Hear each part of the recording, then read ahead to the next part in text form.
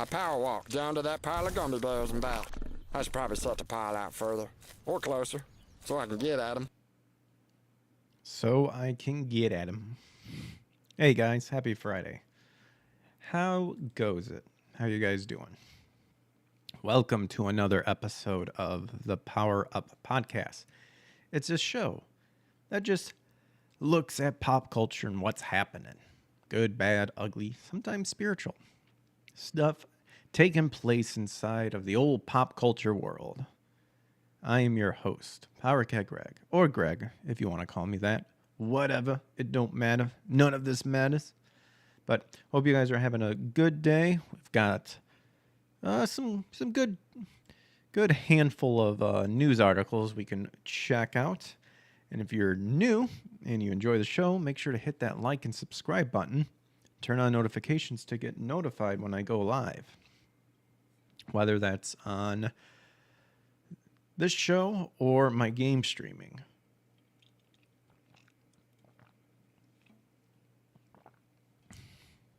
I need to set this over this way. Just because I'm still healing from my surgery and I shouldn't be lifting stuff with my right hand. But yeah, we got some new articles today. We're on YouTube, Rumble, and X, so feel free to check me out over there if you so wish. We've got a good chunk. Let's hop into it. Let's see what we got. So this caught my eye. Anybody remember Flappy Bird back in the day? Well, apparently it's coming back. Coming back to mobile. We've got two articles, one from Video Game Chronicle, the other from Bounding into Comics. Apparently, Flappy Bird is returning to mobile more than a decade after it was delisted. The trademark has been acquired by a group of fans. So this apparently looks like some updated features. Unexpected smash hit Flappy Bird is returning to mobile more than a decade after it was delisted. The original game was released on iOS. Yeah, if you had Android, you were pretty much screwed. But returning to originally on iOS devices in May 2013. Dang. Absolutely insane that long ago. But it suddenly exploded in popularity in January of 2014, becoming the most downloaded app on the App Store and earning its creator Dong Nguyen tens of thousands of ad revenue per day. However, just 1 month later, in February of 2014, he pulled the app, saying, "I can't take this anymore." He later claimed the decision was made because he felt the game was too addictive and that it had, quote, become a problem. I remember hearing about this and I was like, dude, really? You're guys, you're not responsible of other people's addictions. Okay, it's an app. I'm sorry. It's one thing if you're influencing people to constantly drink, like influencing an alcoholic to drink, but you don't know these people. You don't know the people who downloaded it. So, I mean, that's on them. Now, a team of fans calling itself the Flappy Bird Foundation has acquired the official Flappy Bird trademark, as well as the rights to Pio Pio vs. Cactus, the mobile game that some claim had been copied by Flappy Bird. So the new Flappy Bird will release on iOS and Android in 2025 and will contain new characters and game modes. These include a new basketball-themed mode where the player must fly through basketball hoops, an EZ mode for newcomers, and a rivals mode for up to 100 players. Funny enough, I actually still have my phone that has the original Flappy Bird on it. We are beyond excited to bring back Flappy Bird and delivering a fresh experience that will keep players engaged for years to come, the Flappy Bird Foundation's chief creative, Michael Roberts, said in a statement. "We have big plans for our little bird." PLPL developer Keck, who is also part of the Flappy Bird Foundation, added, "Today is a milestone not just in gaming, but for me personally. So cool to see how influential POPO had been for developers, hundreds of millions of gamers over the years. It's incredible to work alongside such a dedicated team of fans and creators who are truly passionate about changing the industry narrative and together bringing the original Flappy Bird back to life." Oops. We'll be talking about that, but that looks pretty sweet. I thought I had another. That's weird. That doesn't make sense. Why is this? Oh, here we go. I was like, why did I like group this together? Like, why did I group these tabs together? But I did. So from Bounding into Comics, coming back. But according to Bounding into Comics, not everything seems above the board. So after being dormant for a decade, Flappy Bird is returning in the most unusual way possible. For those unaware, Flappy Bird first made headlines in 2013 when it skyrocketed to popularity with its simple but highly addictive gameplay. And then once again, created by Dong Nguyen, or Nguyen, maybe you don't pronounce the N, I'm not exactly sure. All players had to do was tap their touchscreens and the bird would fly between the pipes. Indeed they would. So the mobile game had 100 million players, and throughout the advertising revenue, it was earning $50,000 per day. That is, my gosh, that is absolutely insane. That is crazy. However, Nguyen decided to pull the game from mobile stores in 2014. So yeah, back on Twitter, man. He shared feelings of guilt and concern over the game's addictive nature. Again, shouldn't have to. You're not responsible for people's addictions because you don't know them. As reasons for its removal. He also added that he feared for his and his family's safety as some players became frustrated with the game's difficulty. Now, this is retarded.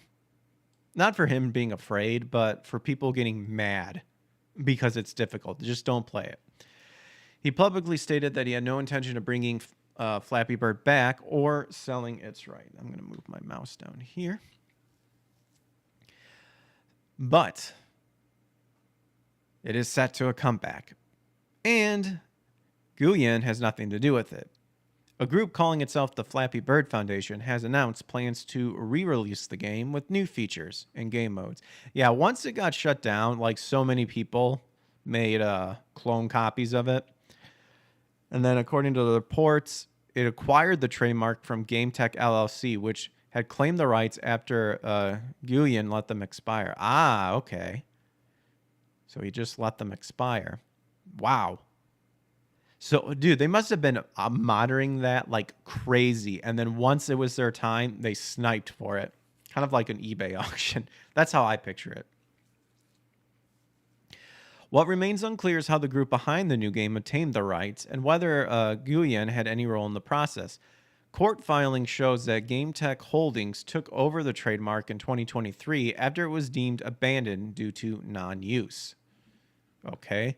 There's more to this controversial comeback than meets the eye. Creators of another cult game, P.O.P.O. versus Cactus,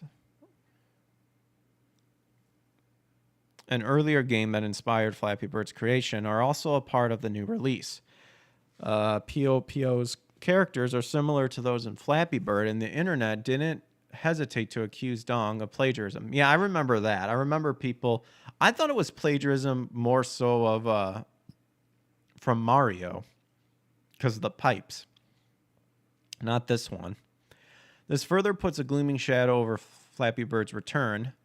Nevertheless, the enthusiasm for the game hasn't waned despite all the years, and this version is set to have new modes, including a Battle Royale style competition and basketball hoops mode for casual gamer. There you go. Oh, apparently there's a YouTube video. That's where they got this picture from. I mean, we just read that the creator of P.O.P.O. Versus Cactus is part of this group. I mean, so there's no problem there. Apparently the guy's cool with it. I mean, I wonder if... Oh, Bounding into Comics. You should have looked a little bit more because we just read another one saying that the creator of the other game is involved in the group. Clear departure from the original minimalistic design is also backed up with a premium currency that is set to add microtransactions to the new version. Ugh. The change towards in-game purchases from an ad-supported model is another way to modernize this cultural phenomenon, but the odd circumstances behind the return remain. With Guyan out of the picture and external parties involved, questions have arisen within the community as many fear this isn't the same game once they played. Same game once they played and loved. Oh my gosh. Let's try this again. Questions have arisen whether the community as many fear. Oh my gosh. Questions have arisen within the community as many fear that this isn't the same game once they once played and loved. I think once and they need to be switched, which is already bad for me because I'm already a dyslexic piece of crap. Oh my gosh. Nevertheless, whether they revamped Flappy Bird can capture, although if I'm dyslexic, technically that at that time it should have switched it back and it would have made sense. Whatever. Whether the revamped Flappy Bird can capture the same culture zeitgeist as the original remains to be seen. And then we got the new trailer here. Let's take a listen. The latest gaming sensation, Flappy Bird. Flappy Bird. It's so hard. Downloaded more than 50 million times. It is the number one app in over 100 countries. It's a global sensation. And people going crazy by the addictive nature of the game. Until suddenly it was game over. The mobile game Flappy Bird has been taken off the Apple App Store. And Why smash your phone with a hammer? Expressing their disappointment. You can't play Flappy Bird anymore. Frickin' PewDiePie. It's a golden feather. I love pixel artwork. Oh, excuse me. Woo. Pipes look a little smaller than the OG. And then we've got, crazy, like, mutant Flappy Bird fish. Wait, was that guy taking a shit while he was playing the game? I mean, wouldn't be surprised. Oh, there you go. Landing soon. And then you can join the Twitter. Oh, very cool. Very cool. Well, there's some Flappy Bird news for you.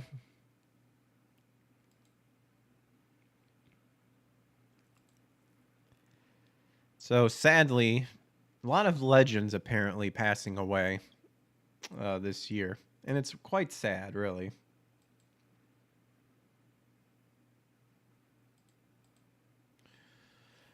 Teenage Mutant Ninja Turtles and Metal Gear Solid 2 voice actor Peter Renade passes away at 89. Man, that sucks. Peter Renade, hopefully I'm pronouncing that right, Renade, the iconic voice actor better known for bringing Master Splinter to life in the beloved 1987 Teenage Mutant Ninja Turtles animated series, has passed away at 89. According to TMZ, Peter's passing was confirmed. Oh, gosh. Sorry. My shoulder, my incision where I had my surgery just suddenly shot like a...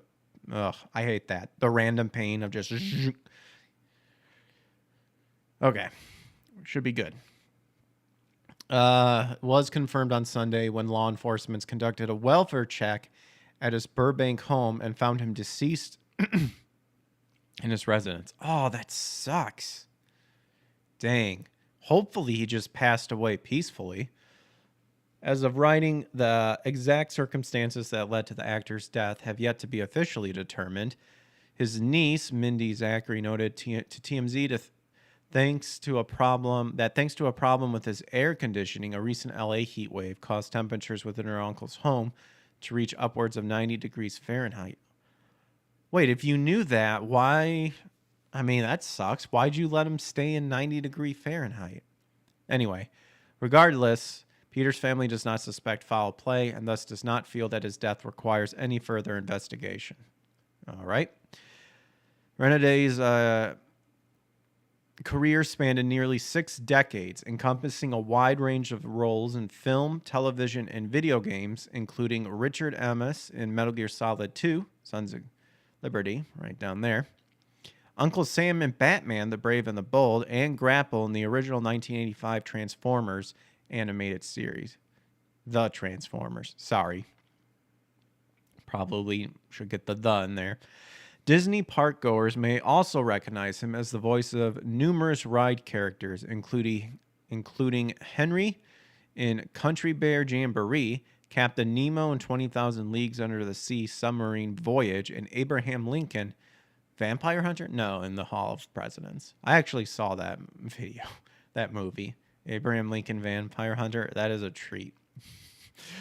Master Splinter. However, he is perhaps best known for his portrayal as Master Splinter, who he voiced not only in the animated series, but also the non-musical spoken parts of the live-action TMNT Coming Out of Their Shells concert event. I was one of those that did not see this, thankfully. I didn't know he was a part of that, though. That's crazy. The wise father / sensei to the titular Turtles, Master Splinter was pivotal in guiding the fledgling hero in their mission. Heroes, there's more than one. They're the Turtles, in their mission against the numerous threats that made their way to New York City.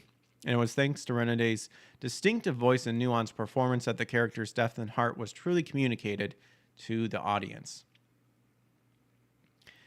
So Renede's passing marks the end of an era for fans of the original TMNT series, as many will no doubt forever associate him with the portrayal as the team's father figure. Yeah, I mean, yeah, Master Splinter, man, that's an iconic voice. So, and thus, through the imprint he left on numerous fans, past, present, and undoubtedly future, in this role, as well as the others he brought to life, the late voice actor's legacy is sure to endure for years to come. Man, everyone is just, the Lord is just taking them. It's just goes to show on how fragile we as humans are.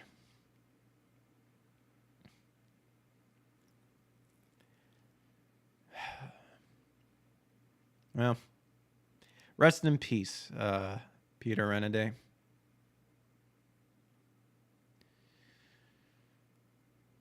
Moving on, we've got a game here that I have a feeling is going to be terrible. Tales of the Shire, the Lord of the Rings game. Are you serious? Is it really called the Lord of the Rings game delayed to 2025?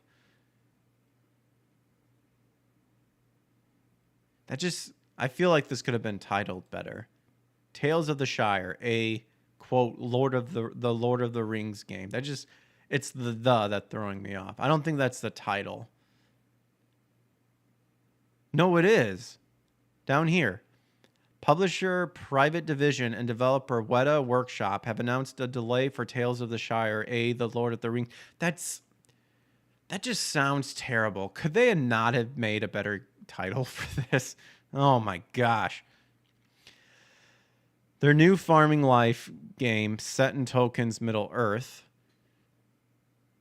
It will forgo its previously planned 2024 release for one sometime in early 2025.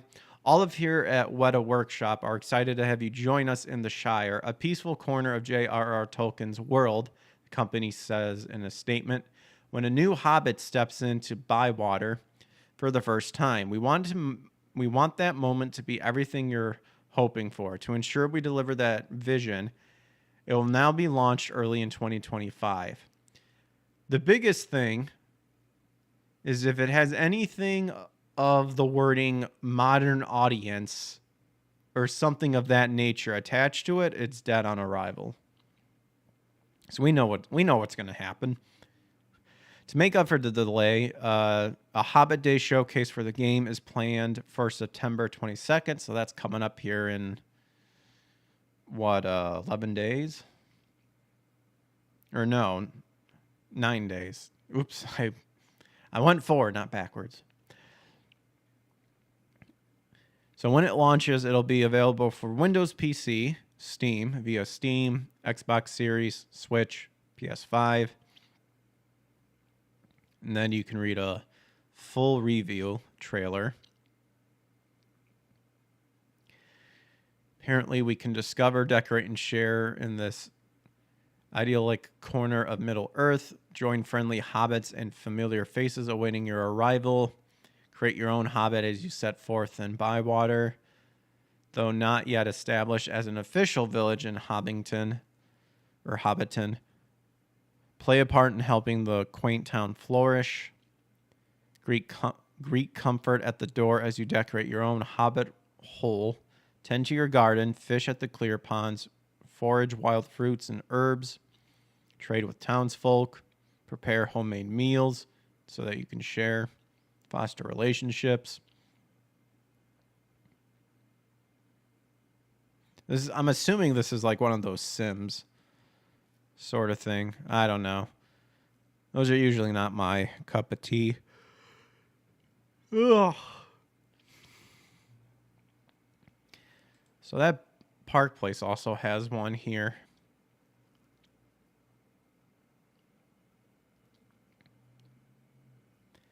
So announced it will delay Tales of the Shire, a Lord of the Rings game. See, now they're saying a Lord of the Rings game, not a the Lord of the Rings game, which sounds better. This sounds better. To 2025 after it would come on 2024. Released a trailer. I guess here's the trailer. I guess we could watch it. An official announcement trailer was released in April that revealed the game would feature race-replaced hobbits. And there it is. There it is right there. I knew it was coming. I knew somewhere, shape, and form it was coming.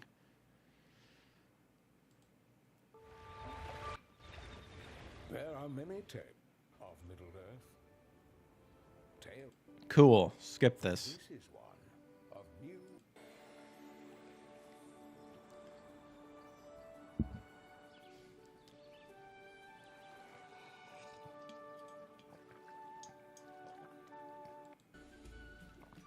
Forge friendship.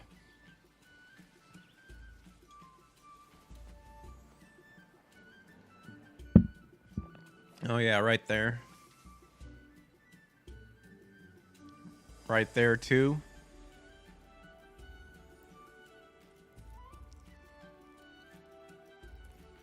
I mean, isn't he left? I mean, J.R.R. Tolkien. He left all these notes. Come on, gosh, dude. The bastardizing of games and anything via the modern audience, updated, like it needs to die. It needs to die in rotten Satan's fat asshole. Because it's so stupid. No one had a problem with that stuff back in the day, but now it's a problem. And it's a problem created by the people who says there's a problem. However, in an update posted to the game's official account on X, it announced the delay. All of us here at What a Workshop are excited to have you join us in the Shire, a peaceful corner of J.R.R. Tolkien's world. When a new hobbit steps in, yeah, we kind of read this already. So there it is right there. Company did share a brief look at what they plan to showcase on Hobbit Day. They also teased players would be able to share home-cooked meals, visit the Green Dragon, and furnish your hobbit hole. I mean, do you go on adventures or anything? Like, to me, after a while, like, doing the same, like, this sort of stuff, I feel like I'd get bored after a while. And this is coming from someone who likes, like, repetition, because once I have a schedule that's comfortable to me and I stick with it.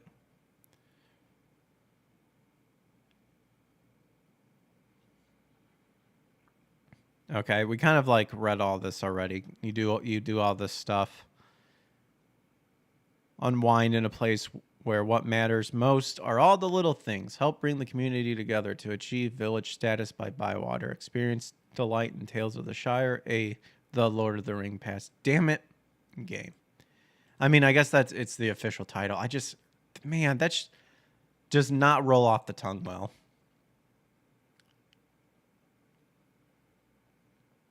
I thought I remember seeing something about this. In fact, I thought I saw on like X, like people post like who was working on it, and it's like, oh boy, it's made for the modern audience. You just know it. And it's like, well, this isn't going to be good. So we'll be talking about this one here in a second. Assassin's Creed Shadows art director responds to Elon Musk and other criticisms of games' creative choices. Looking forward to what he has to say. Legal analysis asserts that Ubisoft is, quote, breaking the law with its mentorship program that excludes men. What? I saw this one too. I saw it and then I kind of like skimmed it really quick and then it got boring for me. This one though, you caught my attention, that Park Place. Legal analysis Andrew Esquire declared that French video game, I believe that's a legal mindset, that French video game company Ubisoft is breaking the law over its mentorship program that excludes men. On the official Ubisoft website, the company promotes its Develop at Ubisoft program, stating, "At Ubisoft, we want to build the most creative, diverse, and inclusive teams. And that's why we will be racist to everybody." See, when you have a declaration like that, chances are the people who are saying that are indeed the biggest non-diversive, non-inclusive, and non-creative people out there. It's kind of like George Costanza's the opposite. And that's exactly what Develop at Ubisoft is all about. Empowering and supporting underrepresented genders. Yep. Never mind that the majority of video games consist of white males. That's just the nature of the beast. Never mind that. We got to make sure that, underrepresented genders, they are by no means underrepresented. They're the most privileged people out there. That's the funniest thing. It's like the self-awareness is like next to zero, if not beyond zero. It then clearly states the program provides mentorship opportunities for women and non-binary individuals, which literally means men thinking that they're women. So completely defeating the purpose. Students or fresh graduates with less than 2 years of experience. Oh, so does that mean? Oh, wait, no. It literally just said women and non-binary individuals. I mean, I guess I could just declare at that time that I'm feeling a little non-binary right now. It's like fill out it. Just be like, feeling a little non-binary. Like whatever like the scholarship is or whatever. Just say like I'm non-binary between this many years, and then I'll go back, because that's literally all it is at this point.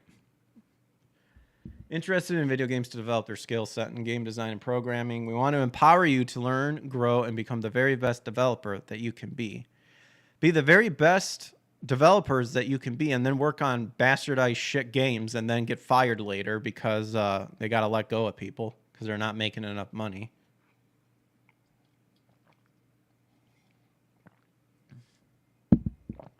So in a second label, eligibility criteria, the first bullet point states that, quote, to be eligible, you must identify as a woman or a non-binary individual. Let's see if we can meet the criteria. So identify as a woman or a non-binary individual. Okay. Right now I'm feeling a little non-binary, so check that off. Be 18 years or older, check. Currently attended or have graduated in and after spring 2023, check. Have less than 2 years of professional experience in game design or programming in video games, check. Be legally entitled to work in the country where you are applying, check.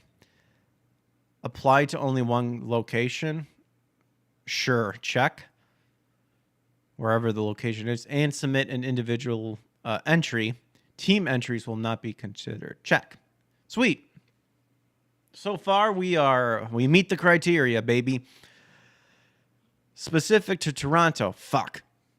We failed. Damn it. Apply to, or must reside in Ontario. Oh. Are currently attending or have graduated from an Ontario post-secondary school no earlier than spring 2023. Oh, wait, that's just specific to Toronto. This doesn't make sense. So does that mean just wherever an Ubisoft location is, like we can apply for this? That's what it sounds like to me. And then if you're in Toronto, you have then you have to meet that. Anyway, it is legal mindset. There you go. I thought so.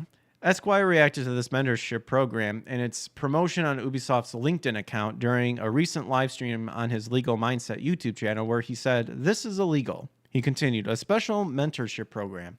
This is the same thing that Disney is currently being sued for." Very true.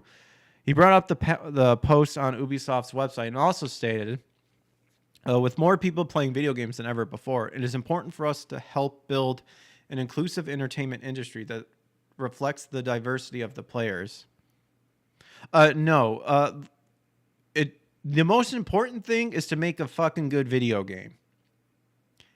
Diversity be damned. If the person is good at the task at hand to make the good video game, hire them. It can be whoever. See, if you're going diversity, inclusion, all this first, video game second, you're doing it wrong. And you need to be removed immediately. And sit and reflect on how literally the diversity and the inclusion and the stuff comes forth from focusing on making a good video game. That's how this works. You want to know how I know that works? It's because that's what was done in the fucking past. It's these activists that have come about and said something's wrong and it needs to be changed. Because I'm not satisfied with it. Me.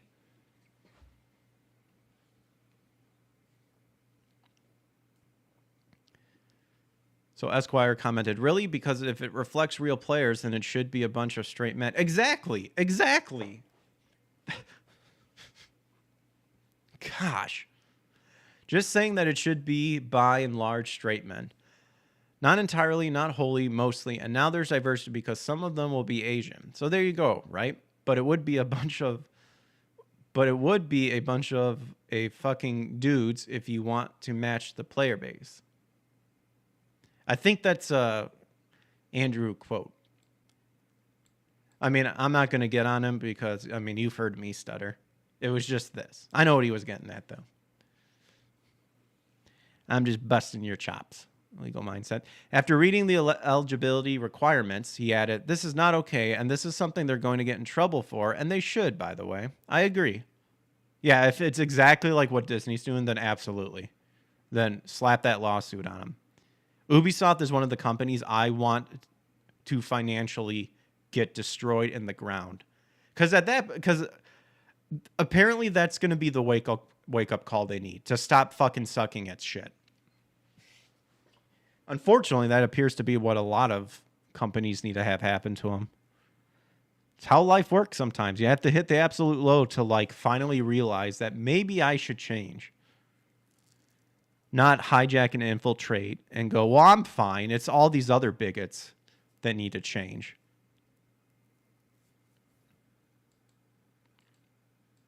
The irony being, of course, that the people who say that are the real bigots because they're projecting their bigotry onto others. Any other ism that you want to throw out there, it's the same damn thing. So Ubisoft did something illegal. What I think is that somebody who is actually damaged by that, who is not picked up for mentorship or leadership, should bring a case. I think there's law firms like the American First Legal Team down in Texas that would be willing to take that. They've already taken the Disney case. Why not take that one? Seems like it'd be a good case for them.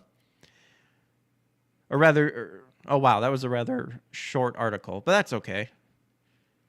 And then what do you make of Esquire's legal analysis regarding Ubisoft's mentorship program? I mean, if it's literally like what Disney is going through, then yeah, there's a loss. There's a case just waiting to happen.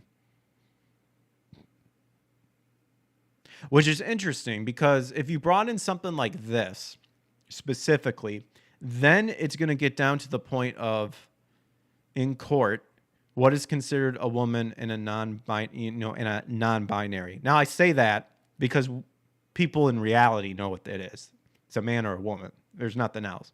Anything else is an unfortunate mental illness that should not be catered to. You know, as long as, you know, if it's two consenting adults, I don't care, but, you know, you do your own thing. Don't expect other people to go along with you. But there you go. That was an interesting one. Anything else before we jump into, like, I'm trying to do it to where we'll look at like the funny negative stuff and then we'll have like some sweet positive stuff at the end. Trying to balance the show out more that way. So at this point, I'm just messing around and I'm seeing kissing right there. Wait, ahead of Marvel's live-action Fantastic Four film, Marvel Comics depicts Johnny Storm in sexual relationship with, quote, demonic-looking alien bug. Ooh, I got to see this. What the hell is that? What the hell? Oh, my gosh. Dude, someone over there is obsessed with them fallen angels. Oh, my gosh. But ours is going to save everyone. Are they talking about their love? What is this, Care Bears? Your feelings and your love will save people. Now, granted, I liked Care Bears back in the day. But you got to think about it, really. Literally using magic to solve kids' problems of unable to share their feelings correctly or to handle their emotions. As Marvel Studios films their upcoming live-action Fantastic Four films, Marvel Comics is busy destroying the company's brand by depicting Johnny Storm, a.k.a. the Human Torch, in a sexual relationship with a demonic-looking alien bug creature. Well, first off, they gave him the handlebar mustache, so that's already a bad choice. I mean, I feel like I've seen this before. I feel like I've seen this design. Let me know in the comments if like you've seen, like if this reminds you of anything, because I feel like I've seen this.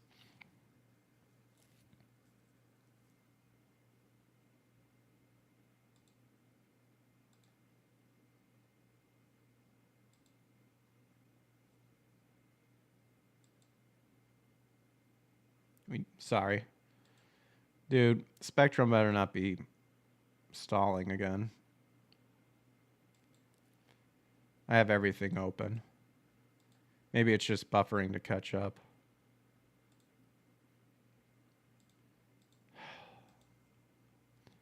Man, if only I could get that. I mean, I'm stuck. I'm stuck until my lease is up. Anyway. So, alien bug creature thing. Newly released Fantastic Four number 25, written by Ryan North with art by Carlos Gomez, colors by Jesus Aburtov. The Fantastic Four are transported to an alien world where they encounter a demonic-looking alien bug species. And apparently the Human Torch has the hots. For one of the bugs. One of the bugs named Angelic of the Shore. I mean, I feel like I'd be a terrible writer because I can't make up like cool names, but Angelic of the Shore is assigned as a liaison to the liaison. Did I say liaison?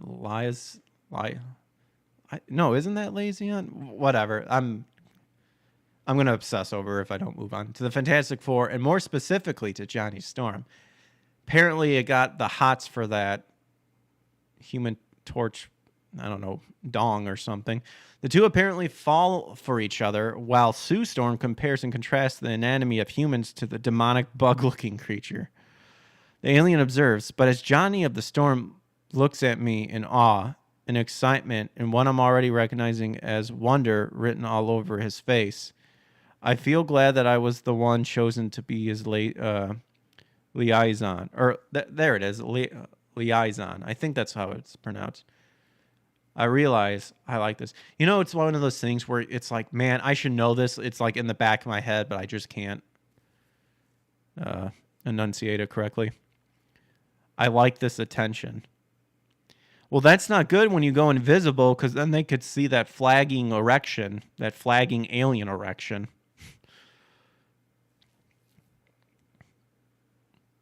Oh no, she's literally making him invisible. Wait, she has the power to make anything like invisible? I thought it was just her.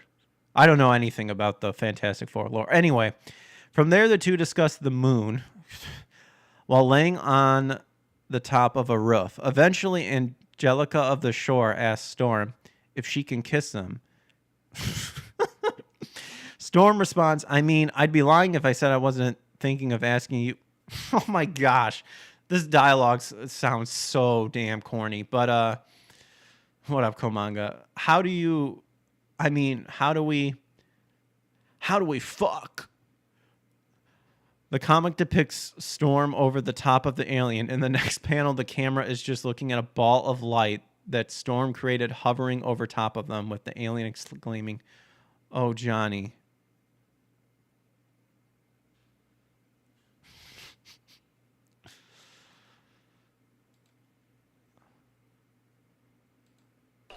Gay. Dude, super gay. Super gay. Oh my gosh. Look at him with that big old smile. This is weird. Look, I've seen my fair share of, like, Rule 34s out there, all right? We've all come across it at some point, whether we wanted to or not. This is just weird. Later in the issue, Reed Richards explained that Storm and the alien must sever their relationships permanently in order to save Earth. Oh no! Forbidden love in the alien world. Upon hearing this, the alien informed Storm, for weeks, for months, we got our happily ever after. We got to live it, Johnny, our impossible love. Don't you see? We did it. Well, you did apparently did it. I don't know how you did it, but apparently you did.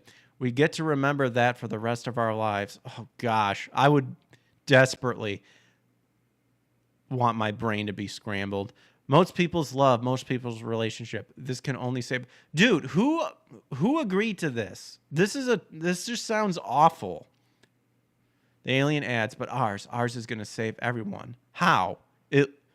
According to this, you literally can't, you got to cut off ties because for some reason the Earth is doomed or something.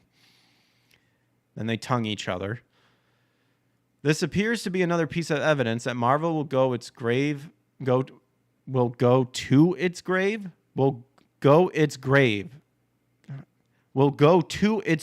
embracing degeneracy. Very true. In fact, it's not out of the realm of possibilities. Keep in mind, however, this isn't anything new. Scripture-wise, this sort of depravity, was happening way back in the day. That's where, your bestialities and all this weird shit came from. You can thank the Watchers for that one. You can specifically Azazel, or Azazel, specifically because he was the one that's I'll take all the blame if you read the Book of Enoch. Anyway. It's not out of the realm of possibility that this comic will get some kind of live action adaptation in the future if Marvel continues the course it has itself set. Kevin Feige made it clear while promoting Eternals that the film was pushed to the top of the company's production schedule because it pushed woke ideology.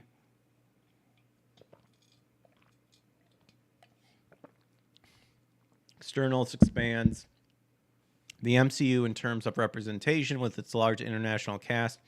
Its first LGBTQ superhero. I know some of these things are baked into the Eternals, but how many of these expansive ideas came from Chloe? That's from Kate Author, asked Feig.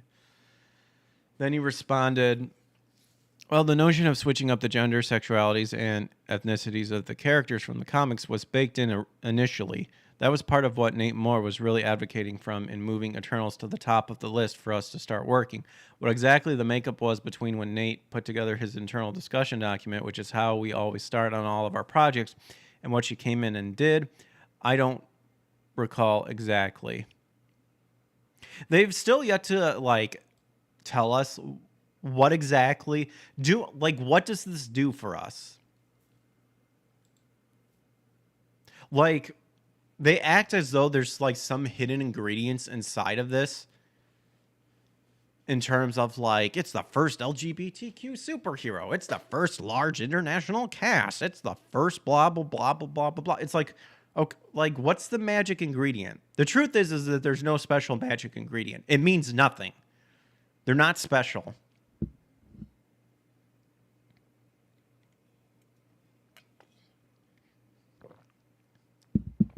I always think of like, you know, the difference between like a straight chef or something versus like a gay chef, like making the exact same pie or something like that. And everyone's like, "Oh, look at what the gay guy did." And it's like, "Well, what exactly what's different about it?" They would say because he's gay. And I would say if he's using the same ingredients as the other dude, who gives a shit? Like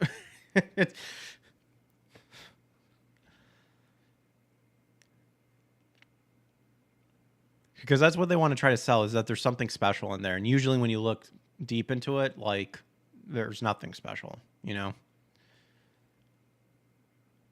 Look at this. It's a straight up like Pokemon sort of thing. When you think of Marvel, do you think of this picture? I sure don't.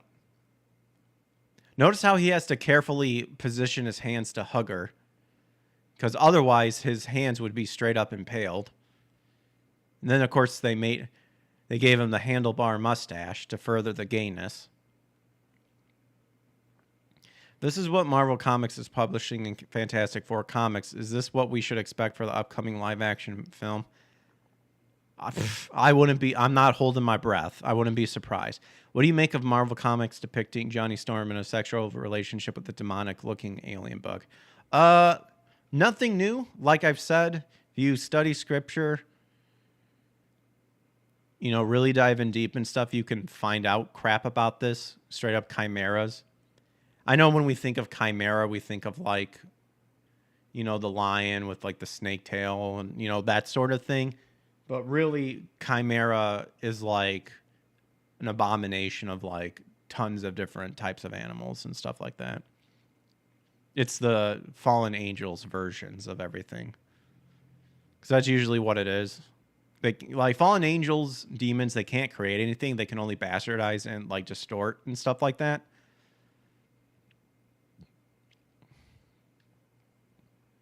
Well then, I mean, that shocked me. All right, so here's like the main negative one, I guess you could say, in terms of like negative news, but we're laughing at it. But so Assassin's Creed Shadows art director responds to Elon Musk and other criticisms of games' creative choices. So we know Elon made a comment about this in the past. So art director Thierry Dansiro recently addressed the numerous criticisms the game has faced from Elon Musk, Japanese gamers, and more regarding the developer's creative choices, specifically its decision to make Yasuke and Naoe the main character in a game set in feudal Japan rather than a male Japanese character. So back in June, this is what Elon responded to. A probably stolen tweet from Ian Miles Chong with Elon saying DEI kills art, which is true. And then Assassin's Creed Shadows boss Mark Alexis Cote responded to this comment by being a beta cuck, admitting he was emotionally broken by Elon Musk. The first thing I wanted to do was go back on X that I had deleted and just tweet back. And I just took a step back. I have a mindfulness app on my phone. Gay. And I did a bit of mindfulness to try to explore the emotions that this tweet created. Dude, look, I know there's some people out there that just mentally have a hard time controlling their emotions. I'm one of them.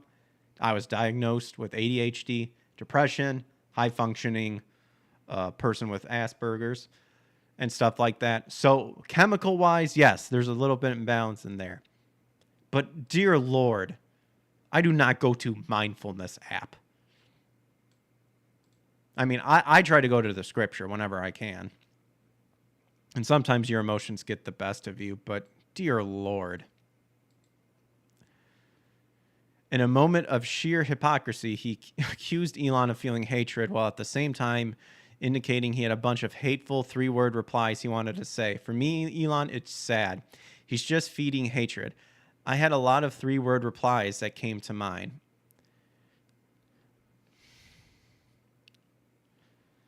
I have a lot I could think of this response to. Like, you're a bitch. You're a bitch. Beta bitch boy. Mindfulness. I don't know. I'm sure I could think of something more clever, but who cares? But the fact that he had to tell him that, like, I was going to go on Twitter and I was going to, bring down the thunder. And I took a step back.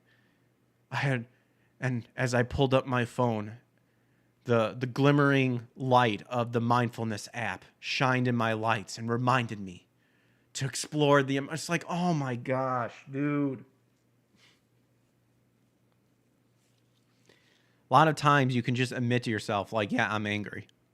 Like, yeah, that really pisses me off. Gosh. Like, the biggest thing is this is some sort of grand epiphany. And it's just like, dude, you're not the only one that does that. But then, of course, like what this just stated, apparently he had a lot of 3-word replies he wanted to say. By attacking someone like Elon, I will not convince people about our point of view as a team. He believes that players will be convinced of whatever his team's point of view is. He does not provide any details on within the first 15 minutes of the game. Actually, that's not true, because we've seen the trailer and people have said, yeah, I'm still not playing it. And then you guys get mad about it, which is hilarious because that's the whole point of, X amount of the game. See, these people are getting super upset to where now they're telling you that even the trailer is not good enough for you to make a decision on whether you want to watch a movie or get the game. They expect you to waste your money to get the game, to make a true judgment on it. That's what trailers are for. That's what, trailers of gameplay is for. Especially gameplay. A lot of video games that do cutscenes and stuff like that. That isn't telling you anything about the game, like what the game mechanics are and stuff. That's why it's always best to see if you can find actual gameplay footage. Yasuke is very, very grounded in history. No, he's not. He has very little information of the franchise and how we make our choices. We got a super mysterious historical figure from which I thought you guys said you're not making this game based on history, but now you are. We've covered this. We've read this many, many times. We know they move the goalposts back and forth. He continued, what Elon says is not the game that we're building. It is. People will have to play the game for yourself. There you go, right there. Play the game for yourself. And if within the first 11 minutes and 47 seconds they are not convinced of what we're doing, we can have a discussion. How about we have a discussion when you actually show previews, like upcoming footage of the game, and we go, yeah, that sucks. And then you say, well, you're just being hateful and bigots. You need to actually play the game. It's like, motherfucker, we just saw the footage. You want to know a prime example of people who did that? How about your beloved Star Wars Outlaws that failed miserably? Where your cope was, well, you're just not playing it at full video player resolution. Oh my gosh, that was so hilarious. Well, it's not you guys aren't giving it justice because you're not looking at it at the max quality possible of the video player. That's not going to help the broken AI. I was reviewing the game very recently, and I was like, the answer is there. I just hope and wish that people can keep an open mind about this and see the game for what it is. Except you guys are the ones that are not open-minded because you are not listening to people who said, hey, why are you not using a male Japanese person of that time and instead busted a nut over a historical figure of a person that has very little historical information about him? And that all of the facts that you got about him came from a dude who made up half of it. It's an Assassin's Creed game, and I believe it's the best one we've ever built, he declared. I'm sorry if this is like stuttering on your guys' end. Unless it's like the player hasn't, unless you're like watching the player like kind of late and stuff. So far, my internet's fine. So I'm looking on X. So I just apologize, guys, for if it's stuttering on your guys' end. Woke soft. Yeah. I know. What does your sexuality got to do with anything? Yeah. All good from your end? Maybe it's my end. I don't know. It annoys me at times because it makes it seems like it's stuttering. Because there is... Well, we won't get into that. Long story. Long story short, Spectrum. And I blame Spectrum, and they can go jump off a bridge until they fix their shit in Minecraft. So then numerous people criticized the game. Apparently, Japanese YouTuber Shohei Kondo called for an immediate discontinue of the game. We are protesting making DEI historical distortion stemming from their disregard of Asians and their arrogance and discriminatory responses to protest from Japan. I actually agree with that because now you have a black dude chopping up Asian people. And we all know how they responded when Stop Asian Hate happened, and then they looked in on who was committing the most crimes against Asian people. Ooh. And then they slowly backed away because a lot of these people, when they see Asian, they just see white adjacent. All right, so the main dude that we're talking about. So Densuro addressed these criticisms, telling the outlet, "Of course we're making creative choices. It's a video game in the end, so we want to make the best experience as possible for our players." He continued, "We've worked with a lot of experts just to understand well the time period." No, you didn't. You purposely found experts that catered to your ideology and said that's good enough. One of the main people that you in that one Ubisoft video, literally her work stemmed from 2022, I think. Not even a good chunk of change. Or good chunk of change, that doesn't make... Not even a good chunk of years under her belt in terms of research and stuff. See, when I think that they reached out to people, I'm thinking that they've went to like historians with like 10 plus years under their belt of stuff like this. You look into the people that they say are the experts that they picked to choose from, every sort of research paper or studying that they did is from recent times. And conveniently, it all works with their ideology that they're trying to portray across in the game.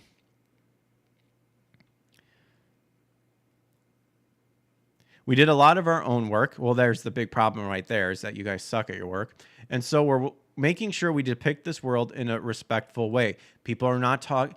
First of all, you got the world wrong in certain stuff, such as the blossoming of the sakuras and that one flag that in the end you decided just to leave in there, even though it wasn't correct. So you got that wrong too, while fulfilling the gameplay needs and making it entertaining. Again, completely avoiding all of the facts of people talking about the fact of, we're not talking about the environment. We're talking about the characters that you guys picked. We've worked with Osaka and Tokyo Studios, name them, who've acted as consultants. One of their art directors who involved in doing research in the field. We went there. We did a field trip as well. Just one. I think you guys should have done more than just one. And we have Japanese experts living in Japan. We use them a lot to look at our assets. They play the game and provide feedback. I do not believe this for a fucking second. I do not believe this. Not only did he address the criticism, he also addressed Ubisoft's statement that it released to Japanese players in July. Straight up insult that statement. It began by making it clear it was addressing the Japanese community and noted it had received praise and criticism from them. We have put significant effort into ensuring an immersive and respectful representation of feudal Japan. You did not. Because if you would have done a respectable representation of feudal Japan, your main character would have been the normal male Japanese character at that time, which isn't a black dude. Sorry.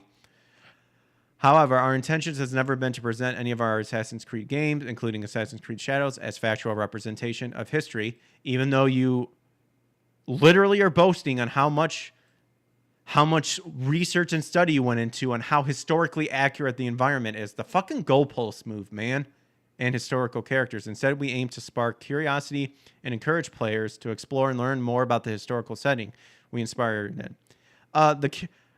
You did spark curiosity. Why'd you pick a black dude to be the main guy when other past games were not like that? I.e., historical figure. Again, these guys jizzed in their pants when they determined that Yasuke was the perfect person. It was everything that they hoped for. Literally, DEI handed to him on a silver platter. Black dude, supposed samurai, but not really. Very little information, so you can make up whatever you want. And it's been proven time and time again that the historical records that are kept about this dude is not at all what they are portraying in the game.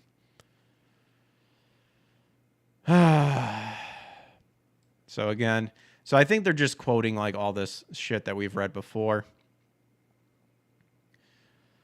Then ask players to criticize Ubisoft rather than any consulting the company worked with, claiming that the consultants are no way responsible for the decisions that are taken by the creative team in the interest of gameplay and in entertainment. They are for sure partly responsible. Absolutely. Sweet Baby Inc., all that stuff. Literally look at Concord. So it then detailed the creative liberties it was taking while we strive for authenticity in everything that we do. They're works of fiction inspired by real historical events and figures. Except, literally, you set up here that you're taking creative liberty. Which is it? Are you taking creative liberty, or are you trying to historically represent the environment at that time? Because you're saying both. To me, if you're going, don't say you're representing real historical events and figures and then picked a dude who has so little information about him that you can then take creative liberties. If that's the case, then don't get a basic understanding of the historical events and then just make up whatever you want. So dumb. Okay, so they're kind of padding the article here with stuff we've already read. All right, so here's more of what he addressed about the statement, telling Eurogamer, what's up, you're wrong, spent the day in Springfield, Ohio, protesting illegal migration. Nice. Hopefully all the cats and puppers out there are doing all right. There was a letter published by Ubisoft apologizing to the group of people in Japan. That was the weakest apologies I've ever heard. But something they need to know is we are working with experts, world-renowned experts, and if we have in any way offended people, we are sorry, but that is not the goal. Well, you're certainly not apologizing by not listening to them. Isn't that what your side always does when something pisses them off? They demand that you stop everything, that you get shut down, that you do X, Y, Z. Well, there was a petition out there that said halt stuff immediately. You said, nah, no. Which, by the way, I actually don't support in terms of like the game just straight up being canceled. I would rather see everything get pushed back to Ubisoft and say, make this fucking thing right. And if you lose more money because you have to redo a shit ton of stuff, so be it. But we already know the stocks of Ubisoft. Really liking those stocks I'm seeing there, Ubisoft. Good job. DEI is just helping you soar. Corporate apologies mean nothing. Yep. We paid a lot of attention. Oh, I've already read that. We worked with world-renowned experts. Name them. They have yet to name them. And again, when they do name them, conveniently, the experts research under their belt are like within the last 3 years or something. Paid a lot of attention to stay as respectful as possible to Japanese cultures. That's why you picked a black dude to represent the Japanese samurai of that time. Nice choice there. Good choice. Solid choice. But creative choices are made on our side based on all the discussions we've had with our own group of experts. I doubt their group of experts. We're confident with how the game will be received. Did admit that a number of people on his team have been affected by the criticism. Good. Of the game. I'll bet he says he is personally unaffected. Yeah, because he doesn't give a shit. He shared, it's a personal question. It's up to everyone to see. Do you read all the stuff that's coming out? Are you spending a lot of time on social media reading all the comments? Are you staying focused? I know some people who get affected. Social media platforms are a free speech where people can do what they want. At the time, we're very focused on shipping the title. So focused that you're missing legit criticism because you've declared now that any sort of criticism that is, we agree 100% on what you do, is hate. On this last mile polishing the quality, okay, whatever. He's saying, oh, no, we're doing a good job.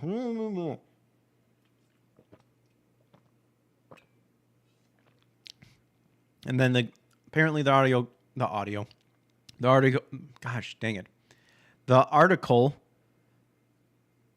goes on by saying, while he's confident the game will be received in a positive manner, executives from the company do not appear to be projecting the same strength. So we mentioned we expect Shadows to be the most ambitious title of the series. We also anticipate that Star Wars, that is usually a very strong brand around Christmas, should do very well with... Oh, man. This is the first time I heard this. You guys are desperately hoping that Christmas time is going to boost your Star Wars Outlaw sales? Oh, no. Yeah. We're excited about Christmas time. You know, Black Friday, when things are on sale. Oh, no. Also, we expect further growth from Rainbow Six Siege. Plus the contribution of X Defiant. Oh, where you gave people $9 of virtual currency to coerce them to come play the game. Yeah, you guys are doing a fan-fucking-tastic job.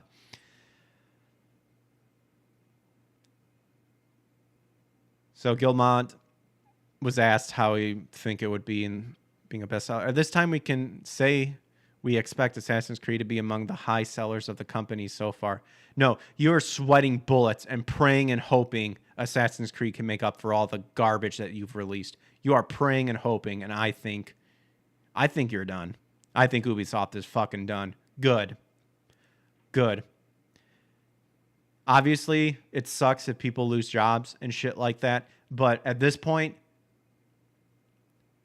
when companies lose shit tons of money and it keeps going down and down and down, that's what needs to happen to pull your head out of your own ass and realize that you're listening to activists as opposed to actual gamers. Needs to happen. So I do not weep. I do not weep for the weeds. Furthermore, a rumor from Craig Skistimus.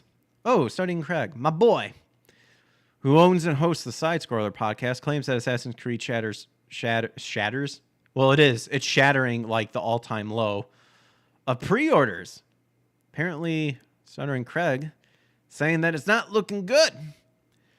His insider told them that as of this morning at their nationwide big box chain, Assassin's Creed Shadows has less than 800 pre-orders combined with Xbox and PS5 companies wide. They have over 900 stores. That is less than one pre-order per store.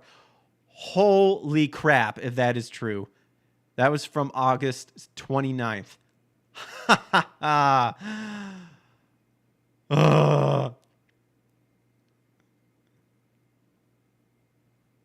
Says insider who works for high traffic game stores in one of the most populated places in the US, 27 stores in that area, and there have been a total of 41 pre-orders for this is for Star Wars Outlaws.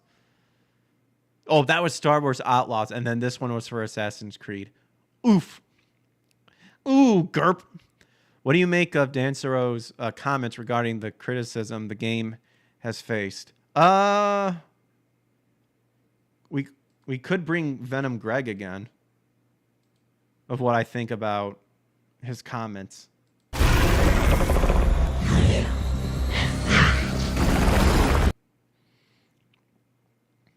There you go.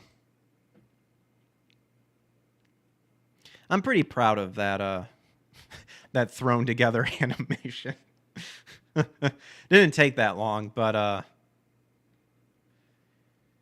I'm more happy at the fact that the mouth flaps actually fits the phrase "you're a faggot." Well, on that uplifting note, Bandai Namco confirms Dragon Ball GT characters for Dragon Ball Sparking Zero roster. That's pretty cool. I'm looking forward to this game. Something very interesting also happening with this too, because supposedly in Dragon Ball, what is it, Daima? Stephanie, oh gosh, Nadlin? Stephanie Nadlin, I believe. The original voice of Kid Goku and Gohan is supposedly reprising her role on that, which is very interesting because Sabat has had a stranglehold on that for a while, and there was a falling out with them. But yet, the GT version of the English dubbing in this, I believe it's Colleen Klinkenberg, which to me is not a good Gohan or Kid Goku. But apparently, they've released the GT trailer. Excuse me. They've released GT, which I've actually recently rewatched GT, and I gotta say, it didn't deserve the hate that it got from back in the day, because we only had Dragon Ball Z to work with. You know, we only had up to that. We didn't have Super or anything like that, and the writing definitely could have been a lot more solid, but I actually think the ending of GT brings everything full circle in terms of what the Dragon Ball universe is. Like Goku literally becoming a part of the Dragon Balls and Shenron and going beyond where the dragons are. I felt was quite appropriate. I mean, I like Super manga. I do not like the anime series, and I think it's because I think the art style is better with the manga. But I do not like Super's art style whatsoever. Komanga says, Venom Greg, good stuff. Venom Greg, a man of very little words, but very powerful words. So in the new roster, we'll get Goku GT, Pan GT, Goku Super Saiyan GT, Baby Vegeta, Super Saiyan 3, Goku GT, Super Baby 1, Super Baby 2, Majub, Goku. Man, if GT would have continued with that would have been actually really cool to see. I have to say, though, this is why I'm not really hyped up for Dragon Ball Daima. To me, the Dragon Ball Kid thing is done. It's Dragon Ball. We've got the kid stuff. All the chibi, I guess you could say, or kid stuff. Dragon Ball did that already. So to me, making everyone kids again in Daima, I don't care about it. GT, as many people shat on it for making Goku a kid again, I'd have to say after rewatching it that I think it did better than what Super did in terms of making Goku his kid self again, in terms of his personality and its humor, while still maintaining some Z into it. Super, I just think, failed, because that's what I remember when Super was first announced. So people were saying, oh, it's going to have the humor and that sort of thing that was back in Dragon Ball, but it's with Z instead, and it just did not work. For me, it does not work. And then, of course, it ultimately leads to... And plus, I don't even like the God. I hate to say it. I don't like the God of Destruction aspects and stuff like that. I think once you reach God mode, in terms of now your enemies are God status sort of thing, and you've befriended a god of destruction that can literally handle any problem, or the creators of the universe, there's no imminent threat can exist anymore, because all Goku has to do is call Xeno. Anyway, I'm going on a ramble there. Super Saiyan 4, which is going to be dope. And I like Super Saiyan 4, and I like Super Saiyan 4 more than the God forms, because if you want to talk about the raw essence of Saiyan, to me, Super Saiyan, that's what Super Saiyan 4 successfully captures. God mode is literally like, oh, now you're having your God chi with them and stuff like that. And it's like an outside source of chi. While Super Saiyan 4 is pure, this is Saiyan and this is only Saiyan, you know?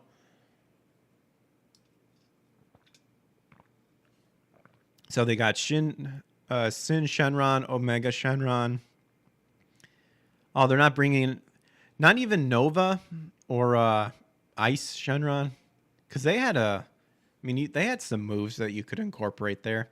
Vegeta Super Saiyan 4 and Gogeta Super Saiyan 4. Although not ever significant GT fighter made the cut, as both Sin and Ice Shenron, are missing, the inclusion of these non-canon characters in Sparking Zero is still a significant victory for fans who fear these characters might be either left out of the game entirely or relegated to DLC. Yeah.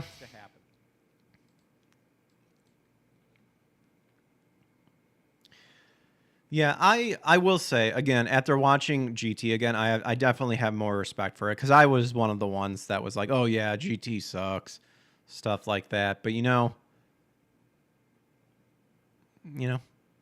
rewatch it again, and you kind of, now that you have a more of, I don't know, open mind, I guess you could say, or XYZ, sort of thing. Often referred to as the black sheep of the franchise due to its lack of involvement from Toriyama. I mean, technically the movies didn't really have Toriyama, minus some character design like Bojack, I believe Toriyama actually designed. And Toriyama designed the GT logo too. And he even had a picture that he drew of Super Saiyan 4. Follows the adventures of Trunks, Pan, DH Goku, travel the universe looking to collect the Dark Star Dragon Balls in service of returning the Saiyan legend to its regular form. And though the series was for many years intended to serve as the ending to the overall franchise, which I actually think it successfully did, the green lighting and subsequent continued production of Dragon Ball Super cemented the non-canon status of GT, as the events in the former directly contradict those in the latter. I mean, that can technically still be debatable, because straight up Super has made different timelines, so you could easily throw in GT as a different alternative timeline. So as noted above, in previous Dragon Ball games like FighterZ and Xenoverse, GT characters were relegated to DLC, locking their use by players behind both a pay and time wall. Thanks to Sparking Zero bucking this trend, they're getting their favorite characters, Baby Vegeta, Super Saiyan 5 Gogeta, going a little strong there. Super Saiyan 4. Think you mistyped there, bucko. This isn't Dragon Ball AF, which I never read. So we got new trailer using Unreal 5 engine. Sparking Budokai Tenkaichi games, which I don't care how big the roster is, I'm still a Budokai fan. Budokai 3. Excellent. I love the combat mechanism in there, even though, yeah, it would have been nice if you could have just flown and be able to fly around instead of that side view, but I think that's part of the charm. And the story, Dragon Universe, I played the shit out of that game. I think I've like 100% unlocked everything like 3 times in that game. I love Budokai 3. A lot of people don't like it just because of the fatigue stuff, which got fixed in Infinite World, which did not garner a lot of attention. But there you go. If you guys are excited about Sparking Zero, you got GT to look forward to. All right, let's wind down here by checking out what games were released today. So we have over on GameFAQs, Dino Crisis 2. Very nice. I recently just played Mario Tennis Power Tour, and it's a very good game. And here you go. Super Mario Brothers from Japan was released 19 years ago today. The start of essentially Nintendo. Happy birthday, Super Mario Brothers. What else do we got? BioShock the Collection. Pretty dope. Oh, Super Smash Brothers for 3DS Wii U. There you go. Got your Borderlands 3.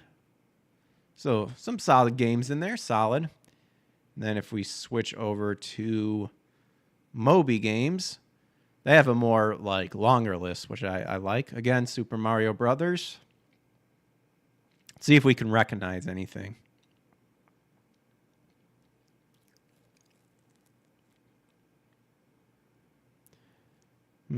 Not really seeing Disney's Magical Mirror starring Mickey Mouse. Apparently the GameCube version in Germany. That just caught my eye. It's not like I've seen it.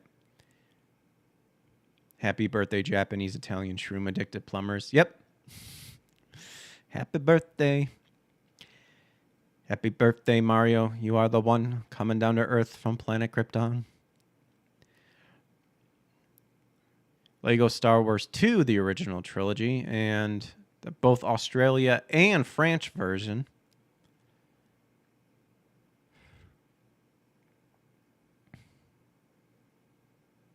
Crisis Core, Final Fantasy, what is that, 7? Interesting.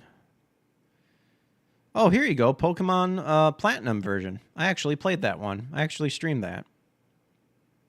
Wait, there's a Dexter the game? Oh, it's an iPhone game. Wait, Dexter came out in like 2009? Wow, dude, my dates are terrible. Like, half the stuff that I feel like, oh, it wasn't that long ago. It was, and it makes me sad.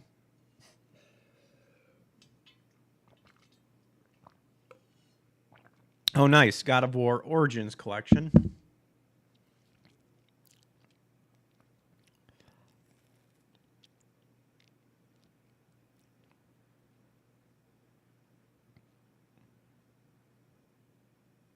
Pokemon Zeta Macintosh version worldwide. Huh.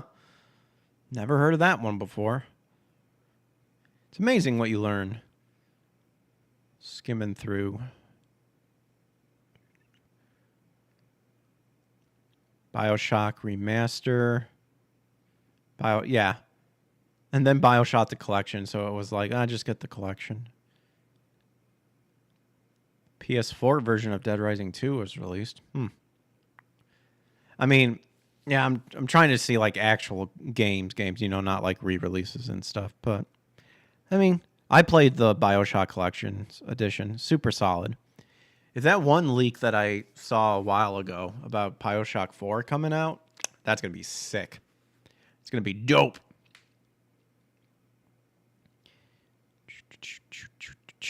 Yeah, I'm not really seeing anything else. Well, there you guys go. Well, thanks a lot, you guys, for hanging out with me over on YouTube, Rumble, and X. So if you enjoyed the show, enjoyed my ramblings and stuttering, feel free to hit the like and subscribe. See, even right there, subscribe button on YouTube and Rumble. And if you want to follow me on X, feel free to as well. And then in the bio, there's my link tree, and then in the descriptions, there are my other social media listed down there. Help push the algorithm, turn on notifications to get notified when I go live. We've been streaming Blue Dragon. We've been playing that. I might start up another series just to kind of bounce between the two. Really enjoying it so far. And then, of course, if you want to help beyond pushing the algorithms, you can always check out membership and subscription tiers that are there. But humbled and blessed that you guys took the time to hang out with me on Friday. Just shoot the breeze, make fun of insanity, while also enjoying the nostalgia of games from the past and games looking forward to. I still need to get a pre-order Dragon Ball Sparking Zero. The only thing is that I don't know. I need to determine what I want to get it on. But you guys have a good rest of your Friday. I should be online tomorrow, so just keep an eye out. All the more reason to turn on notifications to get notified when I go live. But you guys take care, God bless, and I'll catch you on the flip side. Peace.